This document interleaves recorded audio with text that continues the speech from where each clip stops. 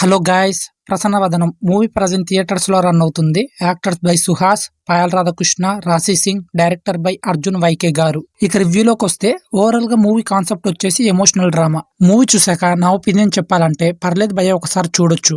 ఇక movie plot విషయానికి వస్తే సూర్య మన హీరోకి ఫేస్ బ్లైండ్నెస్ అనే ఒక అరుదైన వ్యాధి ఉంటుంది. ఇలా ఉన్న మన హీరో లైఫ్ లోకి ఆద్య అనే అమ్మాయి రావడం, లవ్ లో పడటం ఇవన్నీ జరుగుతూ ఉంటాయి.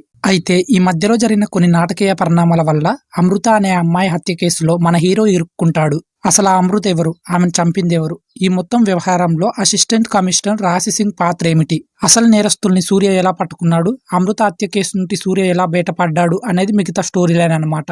మూవీలో ప్లస్ పాయింట్ వచ్చేసి ఫేస్ బ్లైండ్నెస్ అనే కాన్సెప్ట్ తో వచ్చిన ఈ మూవీలో కొన్ని కామెడీ ఎమోషనల్ సీన్స్ బాగున్నాయి. హీరోగా సుహాస్ పాత్ర, ఆ పాత్రకి సంబంధించిన ట్రాక్, ఆ పాత్ర చుట్టూ ముడిపడిన క్యారెక్టర్స్, ఆ క్యారెక్టర్స్ తాలూకు పాయింట్ ఆఫ్ వ్యూ వల్ల ఇలా మొత్తానికి ఈ సినిమా కొన్ని చోట్ల ఆడియన్స్ కి బాగా కనెక్ట్ అవుతుంది.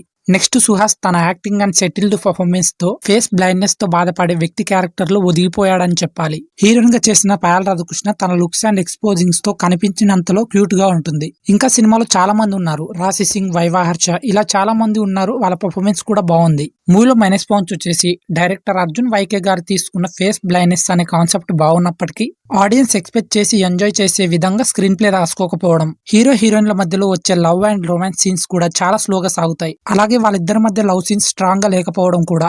మూవీలో కొన్ని సీన్స్ స్లో నరేషన్స్ తో సాగడం, దానికి తోడు లాగ్ సీన్స్ ఎక్కువైపోయాయి. ఫస్ట్ హాఫ్ లో కొన్ని comedy scenes and interval scene వరకు బాగానే ఉంటుంది. సెకండ్ హాఫ్ ని కాస్త ఎమోషనల్ యాంగిల్ లో డైరెక్టర్ ఆడియన్స్ కి చూపిద్దాం అనుకున్నాడు, కానీ గొప్పగా ఏం వర్కౌట్ కాలేదు. పైగా సిల్లీ ఎమోషన్ సీన్స్ తో సినిమా చూడాలన్న మూడు, ఉత్సాహం రెండు పోతాయి. ఇక టెక్నికల్ అండ్ మూవీ టీమ్ విషయానికి వస్తే సినిమాలో వచ్చే సాంగ్స్ బాగున్నాయి భయ్య.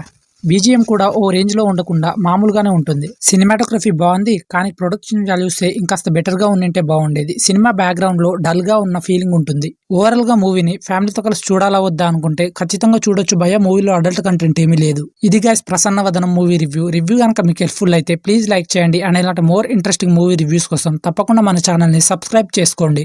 Do like and subscribe.